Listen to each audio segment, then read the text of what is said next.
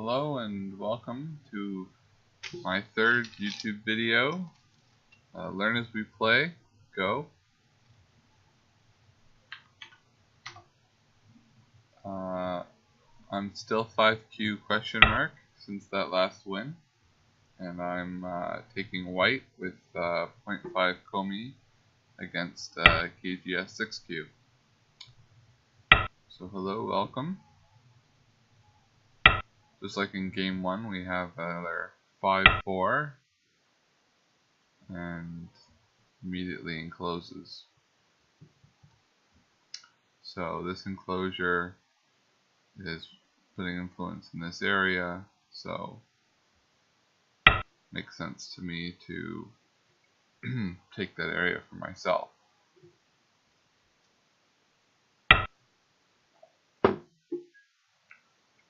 Okay, well supposedly this is a good deal for me, so I'll take it, thank you. I suppose Hane here, all the proverbs say Hane, so supposedly that's a good move.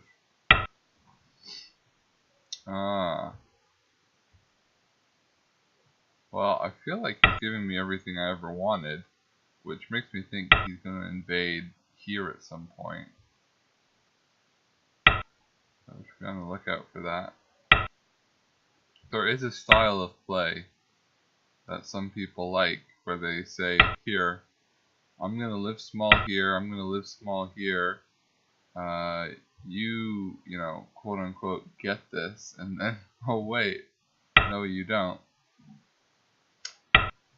And then, I think some, like, high-level Dan players, what they'll do, what high-level Dan players do is they'll make you commit and then reduce it. Speaking of making commit, that's sort of AlphaGo style, it seems. AlphaGo plays moves that pros consider they're forcing moves that give the opponent some obvious stuff and give AlphaGo some pretty non-obvious stuff. But it forces the situation to become obvious, and AlphaGo seems to like that. So this is really good for me, even though this is pushing from behind, getting us around on both sides. And see, the thing is that he is, well, I don't know for sure, but he's somewhat obliged to keep responding to me. He can't Tanuki because what I'm getting here is too dangerous for this group. Like, he'll live, like, with moves like that, but it's very Sente.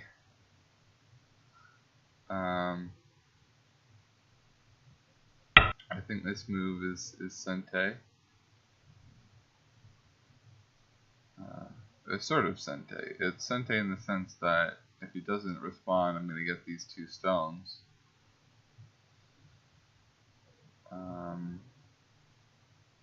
And obviously the 4 points is not enough, but what is sort of enough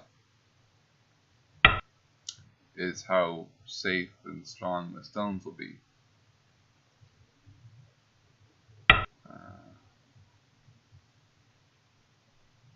I think he could have just come down here. So this just makes a sequence. Well, I guess I could now take the stones, or just really make him hurt in Sente.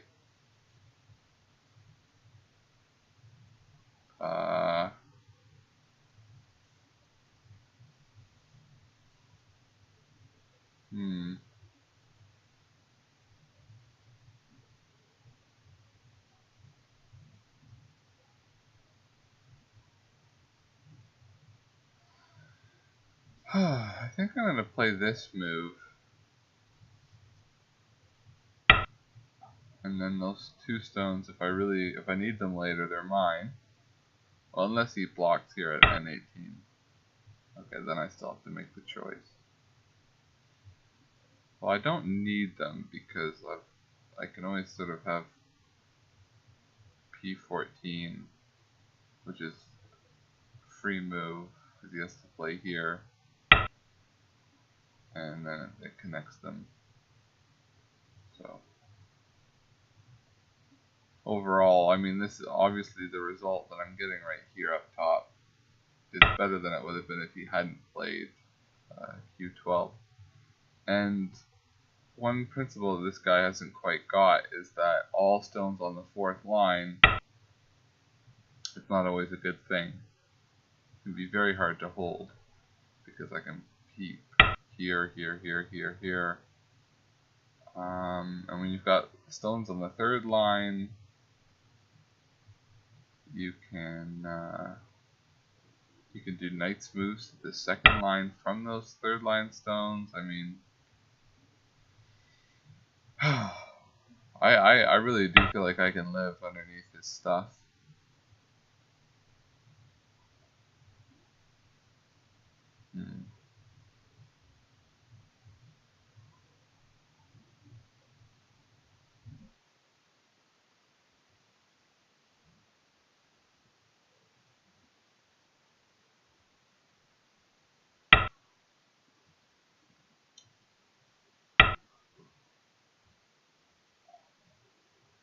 So it still would be pretty vulgar for him to push from the 2nd line here and connect up with this group, but I think B13 is going to become real important real fast.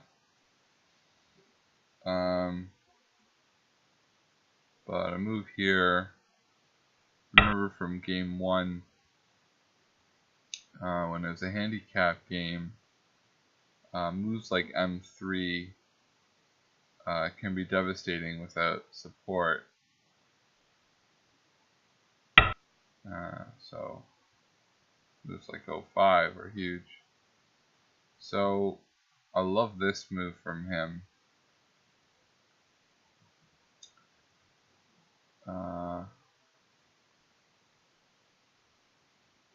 Making use of the influence that he's building. But let's see, I think this move here, I was going to defend, but it might be better to attack. I can make, actually I'm not 100% sure if the sequence is Sente or not, but I at least know it's forcing. I can either, okay, well I can't destroy his shape, he's not letting me do that, but I can make a wall here. I guess it's not Sente. No, it's not. But it is, so it is forcing. So I'm glad he responded at Q8. Although the fact that he's doing Q8 makes it all a lot harder later to live underneath his 4th line. And if I don't get a huge middle, which although he is, looks like he's really trying to let me get a huge middle. Also, you can note that like R5 is looking amazingly sensitive. I think I should have the eye on the prize here, and the big point to make right now is that this group, he's forcefully making a weak group, so it's really important that I profit off of it.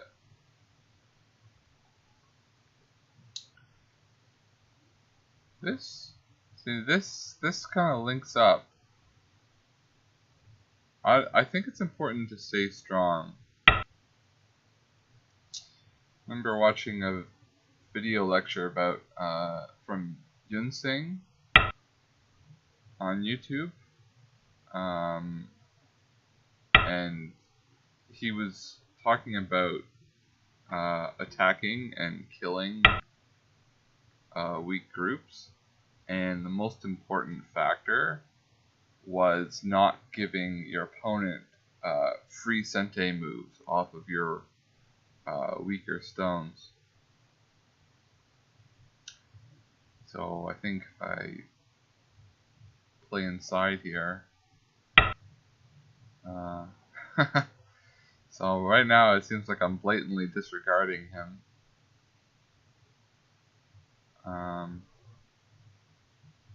But I think I have a good variation in mind.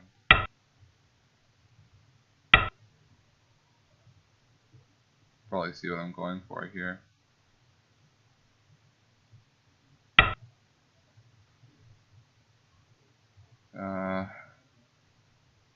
So now I've split them as long as L7 doesn't die.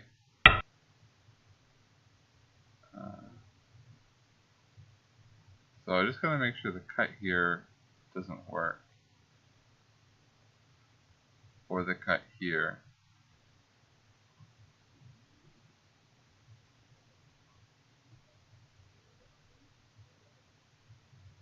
I think I have too many liberties for the cut here to work. I'm just gonna...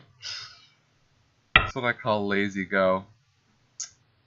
What I also notice is I feel like I have a winning semi-eye here because it's 4 to...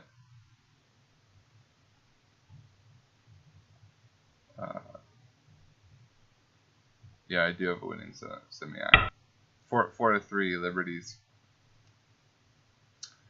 And it's always better to fill the outside liberties, but if he kind of comes inside here and I fill outside here, I'm still winning 3 to 2. So I've captured the bottom, which is great, you know, really solidifying my whole area here. So that's a smart move. Like he's giving up the stones here.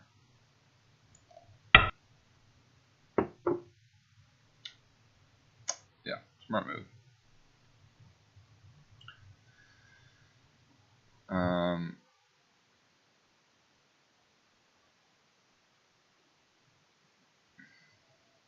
My mate is forcing. I don't know how valuable it is. Probably better than nothing, considering nothing else is forcing. That's his only Aji. Okay, this is the interesting impasse. I know definitely the point of this is to play f8 and keep getting pressure. The question is that group here too strong to put pressure on? I say no, it's not too strong.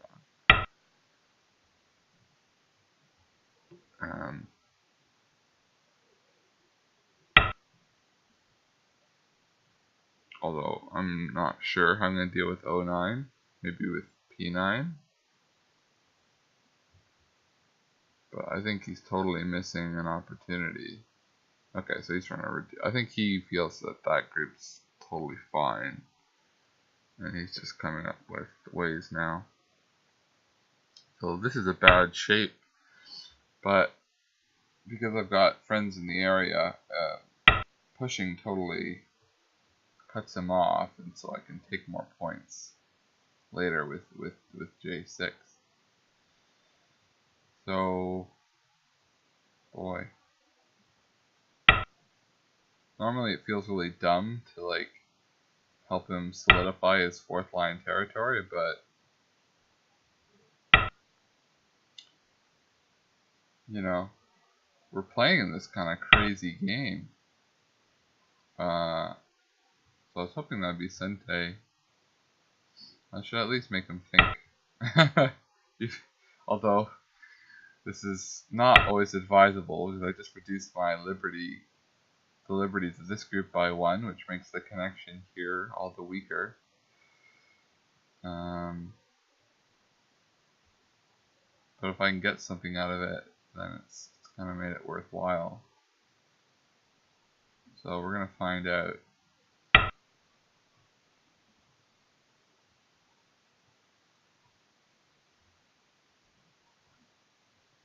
So I assume he's going to Atari me at R13.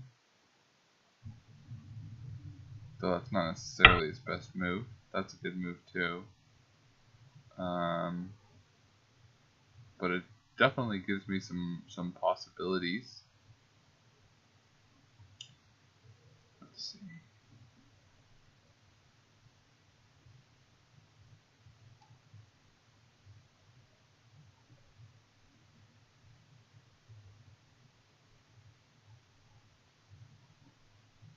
Let's see what he does if I go here.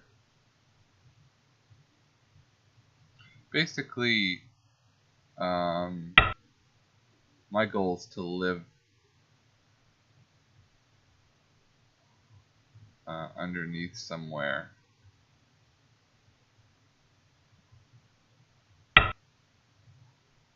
And I was really thinking the upper side, just because of the seemingly short libertage of Q13. But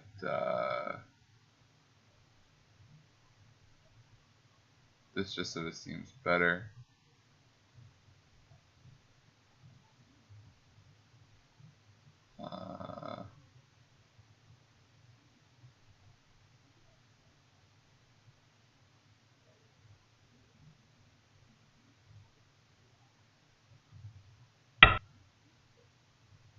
So the key to this is not being attached to any of your stones too much. I assume he's going to descend, but I think that's okay for me. Yeah. So this would be too small. I want to make the cut at Q5 bigger. I assume he's going to play it. And then that'll make S6 Sente.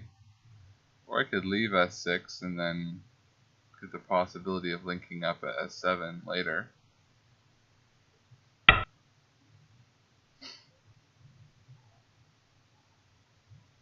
This is another reason why it's so great that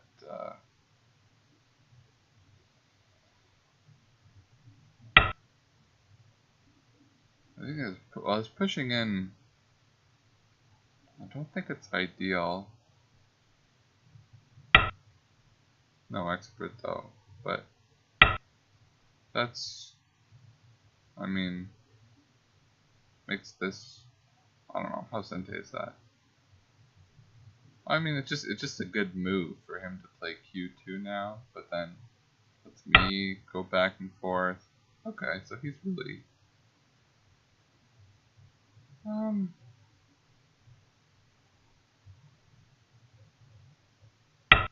so I think we could be happy enough with that, I guess. I don't know.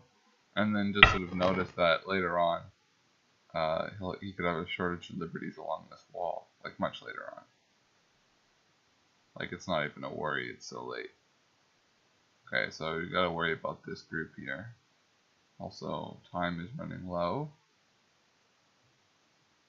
I'm gonna spend it here because I gotta think about if I can afford this move here. I don't think I can. I think I've got to start running. Time to take this move.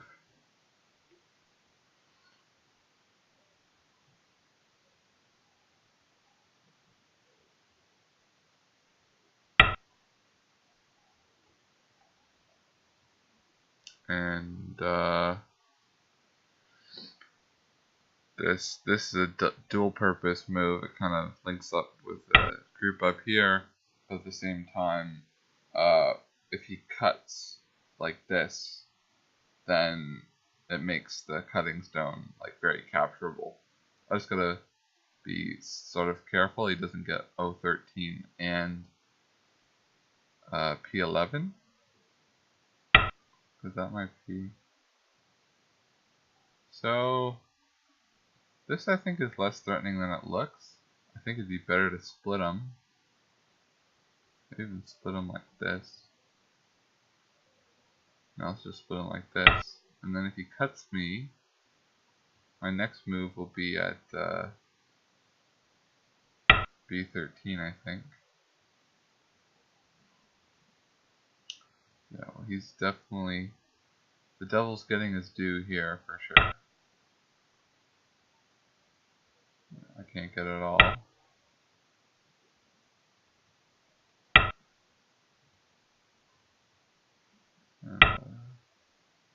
Pretty sure that cut's not good enough.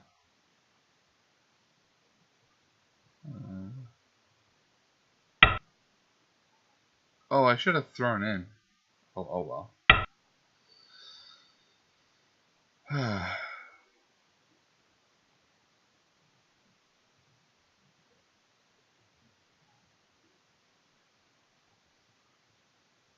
So I've got a block here.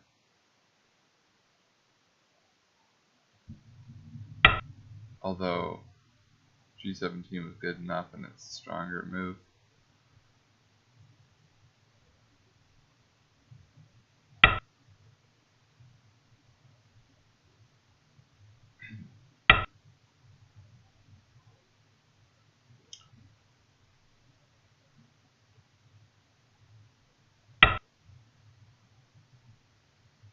This is a bit scary because of G14, and then he sort of, I should be okay, I just gotta be careful.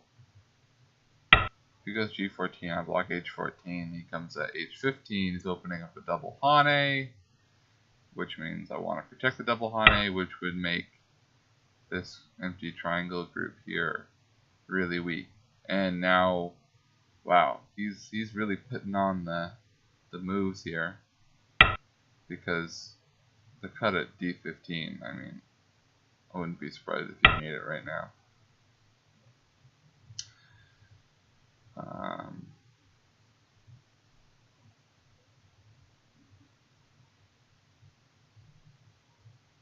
He's doing really well.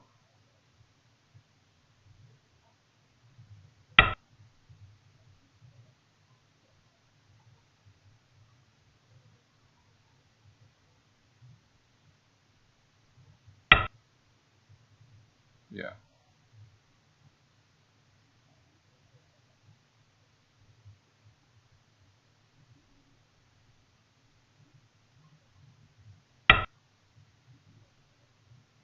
The thing about D15, the cut at D15, is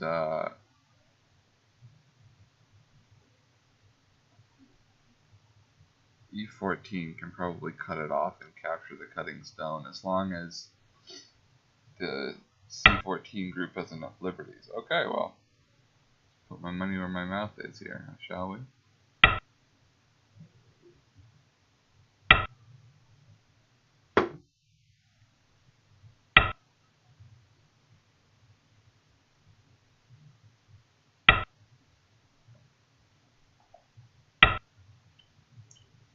See what I have in mind?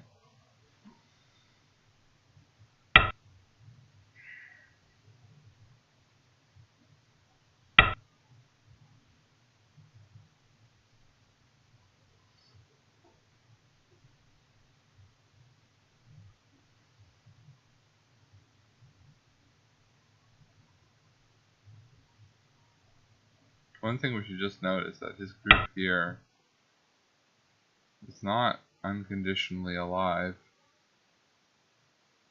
Something that I think his move there is taking for granted, so at the very least I can put some pressure on here.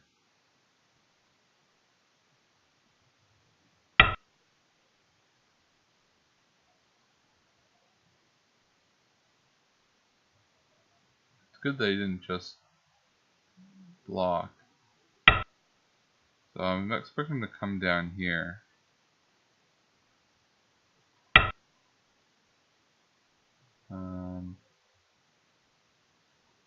But the point of the whole thing is that it's just one eye.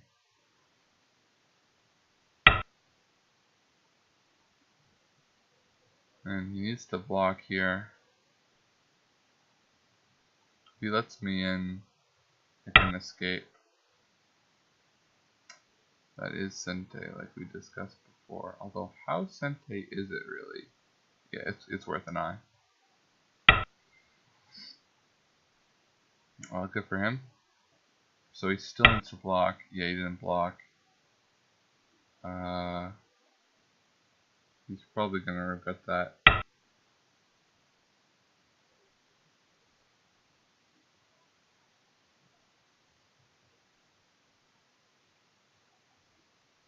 Because I've just taken out his Iron Sente. And it's Sente because... Oh, he's reducing... I don't know, that's totally the normal move. Yeah, that's smart. And he's making it Gote.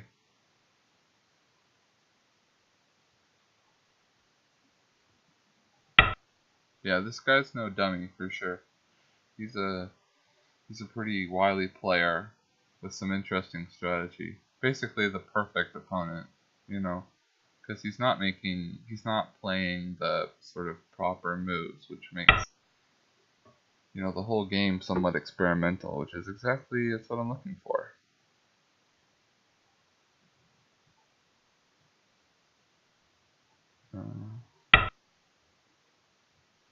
I think I can hold him to one eye here.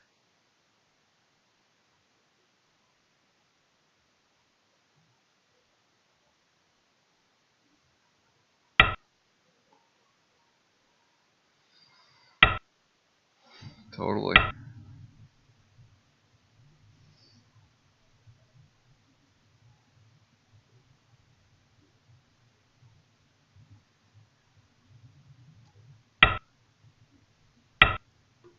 Okay. The quest is on, and his first move is not looking too sweet. But I see what he's aiming at.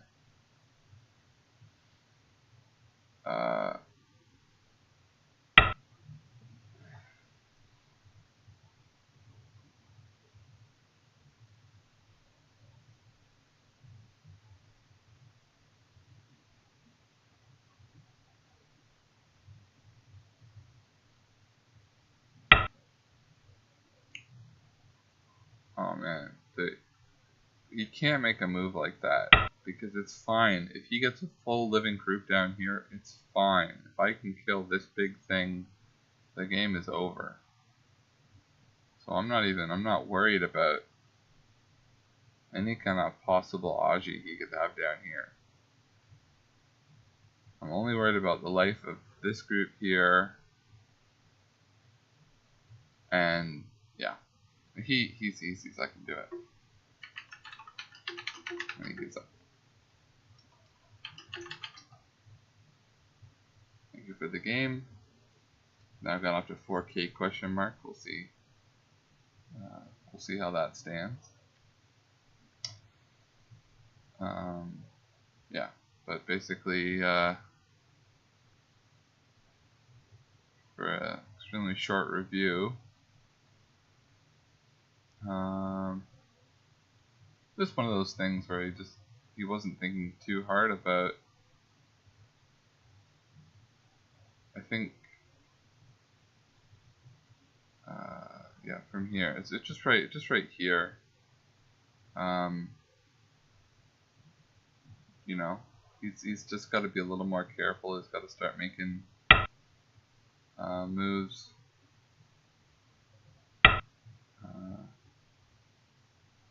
You know, to make some eye space or whatever. That group was in trouble. So I'll call this the losing move for him. Otherwise, it was pretty close. Let's see what Score Estimator thinks at this point. Black plus 35. But he's counting a bunch of my stuff that's alive to be dead. So let's just make some moves that solidify borders.